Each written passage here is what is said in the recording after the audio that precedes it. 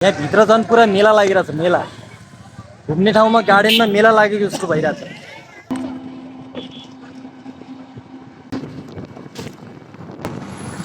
Guys, तपाईँहरूको नयाँ वर्ष कसरी बितिरहेको छ होइन, तपाईँहरूले कमेन्ट गर्नु होला। मेरो नयाँ वर्ष चाहिँ यसरी नै छ। 100 रुपियाँको खाना खाने ठाउँमा जाँदैछु म। Hello hello guys, welcome back to my new blog. साथीहरू, आजको ब्लगमा धेरै धेरै स्वागत गर्न चाहन्छु। आज स्पेसल डे हो होइन, एकदमै स्पेसल डे। नयाँ वर्ष 2083 हो। तपाईँहरूलाई 2083 सालको नयाँ वर्षको धेरै धेरै शुभकामना छ। धेरैजना साथीहरूले चाहिँ नयाँ वर्षमा नयाँ काम सुझाउनु भएको हुन्छ, नयाँ काम गर्न थाल्नु भएको हुन्छ। त्यो तपाईँहरूले थालेको काम चाहिँ एकदमै सफलतापूर्वक सम्पन्न होस् होइन, यो पनि शुभकामना दिन चाहन्छु। र मेरो चाहिँ खासै नयाँ काम केही पनि छैन साथीहरू। मेरो नयाँ काम भनेकै युट्युब हो होइन। मैले यही वर्ष 2082मा मैले युट्युब सुरु गरेको, मतलब 2-3 महिना मात्रै हुँदैछ होइन। अनि यो मैले युट्युब जर्नी चाहिँ एकदमै कन्टिन्यू राख्नेछु। यसमा चाहिँ खासै त्यस्तो रिच चाहिँ छैन, तर चाहिँ यसलाई मैले छोड्ने छैन। अब तपाईँहरू जुनसुकै काममा लाग्नुहोस्, त्यसलाई चाहिँ नछोड्नु होला। र आजको भ्लग चाहिँ मेरो घरबाट सुरुवात भइसकेको छ। नयाँ वर्ष हुँदाहुँदै पनि म आफ्नो परिवारको साथमा छैन। मेरो बुवाहरू चाहिँ टाढा हुनुहुन्छ, अनि जेनिसाको आमा छोरी पनि मामा घर गएको छन् होइन, घरमा गएको छन्। अब त्यो भएर पनि नयाँ वर्षमा पनि म एक्लो छु। एक्लो हुँदा पनि एक्लोमा चाहिँ कस्तो हुने रहेछ त, फिलिङ त मलाई नराम्रो लागिरहेको छ, एकदमै फिल चाहिँ नराम्रो भइरहेको छ। तर अब आज चाहिँ म यही आसपासको क्षेत्रहरू देखाउने छु, नयाँ वर्षमा कतिको रमझम हुने रहेछ। कमेन्टमा चाहिँ लेख्न सक्नुहुन्छ भन्दै आज अब म चाहिँ यहाँदेखि बाहिर जान्छु। अब चाहिँ म बाहिर जान थालेको छु।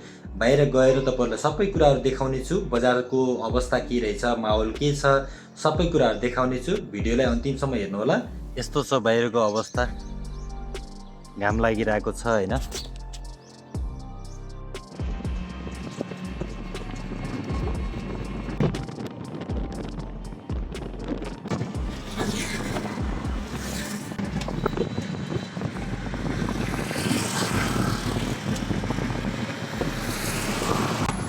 गाइस, तपाईँहरूको नयाँ वर्ष कसरी बितिरहेको छ होइन, तपाईँहरूले कमेन्ट गर्नु होला। मेरो नयाँ वर्ष चाहिँ यसरी नै छ।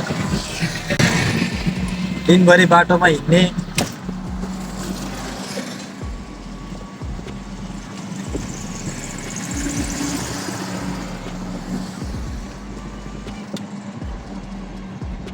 दिनभरि यसरी नै हो, हेर्न सक्नुहुन्छ।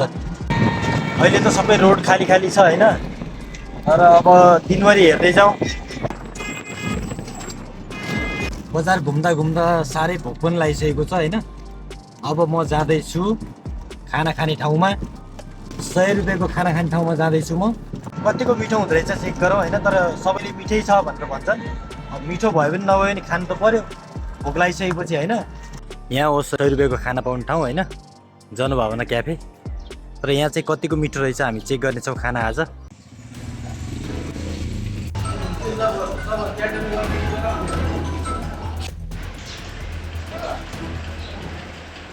गाइस होइन, 100 रुपियाँको खाना चाहिँ एकदमै राम्रो रहेछ होइन, मलाई चाहिँ एकदमै मिठो लाग्यो। तर मैले त्यहाँ भिडियो किन गरेन भन्दा, त्यहाँ अलि कस्तो भने अलि विशिष्ट मान्छेहरू आएको रहेछन् कि, त्यही भएर मैले भिडियो गरिनँ। घरमा दुनियाँभरि साग सब्जी यताउता काटकुट गर, कता के गर, त्यो भन्दा 100 रुपियाँको खाना चाहिँ एकदमै राम्रो छ। तातो खाना होइन, खाइयो, मिठो छ खाना। अब खाना खाइसकेपछि अब चाहिँ फेरि बजार घुम्ने, त्यसपछि चाहिँ म घरमा जानेछु।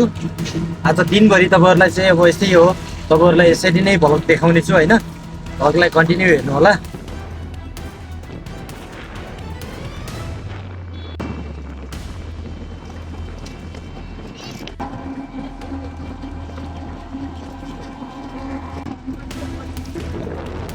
तर गाइस, भ्लगिङ गर्नको चाहिँ एउटा होइन हजारौँ फाइदा छ के फाइदा भन्नु न।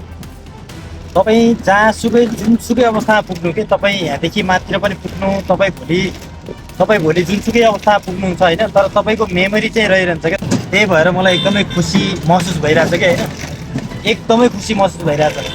मलाई यो काम गरिरहेको छु भनेर चाहिँ मलाई एउटा पनि नराम्रो फिल चाहिँ हुँदैन कि। काम भन्ने कुरा नराम्रो हुँदैन होइन, काम हामीले गर्नुपर्छ। तर काम हामीले गरेको काम चाहिँ मेमोरी भइराख्यो भने भोलिको दिनमा चाहिँ सबैले हेर्न पाओस् कि फलानुले चाहिँ यो गरिरहेको रहेछ, अनि यो गरेर चाहिँ अगाडि बढिरहेको रहेछ भन्ने चाहिँ थाहा हुन्छ। त्यो भएर साथीहरू यस्तै हो, रमाइलो पनि छ दुःख पनि छ होइन, यसरी नै बितिरहेको छ। भिडियोलाई चाहिँ कन्टिन्यू हेर्नु होला। आजको नयाँ वर्ष चाहिँ यस्तै हो साथीहरू, एक्लो एक्लो होइन। अनि काम नगरेपछि खाना पुग्दैन भने जस्तो होइन। अब काम पनि गर्नै पर्यो, नयाँ वर्ष भनेर मात्रै कहाँ हुन्छ, नयाँ वर्ष त मनमा छँदैछ। आज चाहिँ दिनभरि म हिँड्दा अहिले चाहिँ कति बज्यो, अब 1 बज्नु थालिसक्यो होइन। अनि चार्ज सकिन लाग्यो, म घरमा जाँदैछु होइन। अहिले फेरि फोन आइसकेको छ मलाई, अहिले चाहिँ फेरि ढकेरी जानुपर्ने भयो क्या। अनि त्यही भएर अब ढकेरी जाँदा आउँदा फेरि चार्ज पुग्दैन। ढकेरी जानलाई मात्र 10 किलोमिटर जान 10 किलोमिटर आउन 20 किलोमिटर छ।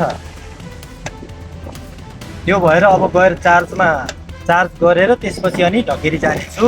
ढकेरीमा के साह्रो भिड हो साथीहरू यार, एकदमै भिड छ यहाँ त। हेर्नु सक्नुहुन्छ मान्छेहरू, लास्टै भिड छ लास्टै। कहाँबाट आए यति धेरै मान्छेहरू?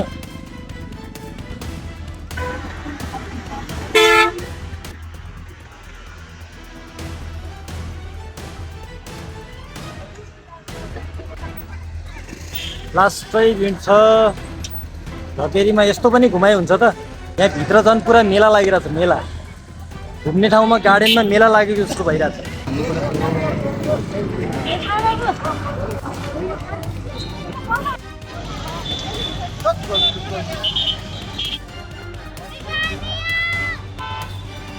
गाइस छैन, मैले चाहिँ तिनीहरूलाई लिएर ढकेरी छोडेर आएँ होइन, किनभने यसमा चार्ज थिएन। चार्ज एउटा पनि छैन, हेर्न सक्नुहुन्छ पुरै रातो भइसकेको छ, चार्ज 0 भइसकेको छ।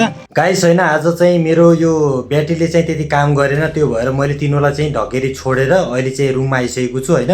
अब चार्ज त्यति टिक्दैन नि त, बिहान चाहिँ 7 बजीदेखि अहिलेसम्म लगातार चलिरहेको छ, त्यो भएर चार्ज चाहिँ टिकेन होइन। अनि त्यो भएर चाहिँ मैले तिनीहरूलाई त्यहाँ छोडेर आएँ। अटोबाट कति कमाइ हुँदो रहेछ भनेर चाहिँ मैले तपाईँहरूलाई भिडियो बनाएर चाहिँ हालिसकेको छु। आज तपाईँहरूले हेर नभुल्नु होला होइन। अनि यो अहिले रेकर्ड भइरहेको भिडियो चाहिँ यो मैले भोलि पोस्ट गर्नेछु। अहिले चाहिँ मैले चार्जमा लगाइरहेको छु होइन। अब केही समयपछि अब चार्ज भयो भने जानेछु, नभए म तपाईँहरूलाई फेरि म साँझ तपाईँहरूसँग भ्लगमा कन्टिन्यू जोइन हुनेछ साथीहरू है त। गाइस म चाहिँ दिउँसो आएर मैले चाहिँ अटो चार्जमा लगाएको थिएँ होइन। चार्जमा लगाइसकेपछि म चाहिँ चार्ज गरेर जान्छु भनेर भनेको थिएँ होइन। तर चार्ज गरेर फाइनली म चाहिँ गएन, किनभने चार्ज यो अटो चार्ज हुनलाई कमसेकम पनि 12 घन्टा लाग्छ होइन। 12 घन्टा चार्ज गऱ्यो भने मात्रै दिनभरि चल्ने हो। त्यो भएर अब एकछिन चार्जमा लगाएर जान्छु भनेर भनेको थिएँ, तर त्यति बेला चाहिँ म गएन होइन। अब अहिले चाहिँ घरमा छु। अब दिउँसो त मैले 100 रुपियाँको खाना खाएको थिएँ। अब अहिले यति बेला चाहिँ अब घरमा खाना पकाउनु पर्ने हुन्छ। अब मलाई खासै खाना बनाउन आउँदैन, तर अब जसो तसो म चाहिँ खाना बनाउने छु होइन। खाना बनाउने छु। खाना कस्तो पाक्छ, हिजो अब अम्लेट पकाएर अम्लेटमा नुन हालेको थिएन होइन। आज चाहिँ के हुन्छ, तर तपाईँहरूलाई अब जस्तो खाना जस्तो पाक्छ त्यस्तै अब खानुपर्ने हुन्छ। आफूले पकाएपछि मिठै मानेर खानुपर्ने हुन्छ। भिडियोलाई अन्तिमसम्म हेर्नु होला।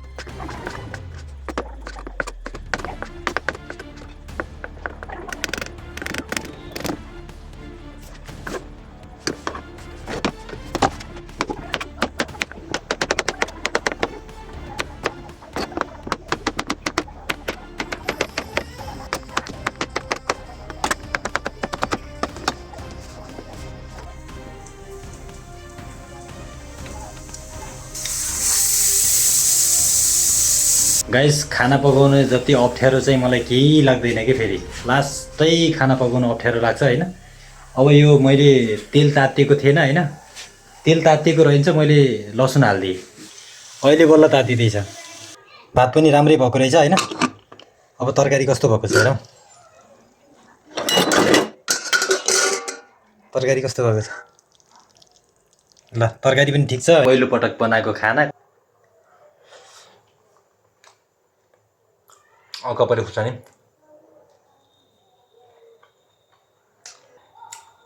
त्यस्तो नराम्रो पनि छैन, त्यति धेरै मिठो पनि छैन साथीहरू होइन। तर खाना चाहिँ ठिक छ। मलाई भोक पनि अति भोक पनि लागेको छ। अब चाहिँ म खाना खान्छु। खाना खाएर अब चाहिँ सुत्नेछु साथीहरू होइन। अब हामी फेरि भोलि नेक्स्ट भ्लगमा भेट्नेछौँ। आजको भ्लग कस्तो लाग्यो तपाईँहरूले कमेन्ट गर्नु होला, लाइक गर्नु होला, सेयर गर्नु होला, सब्सक्राइब गरिदिनु होला। By by.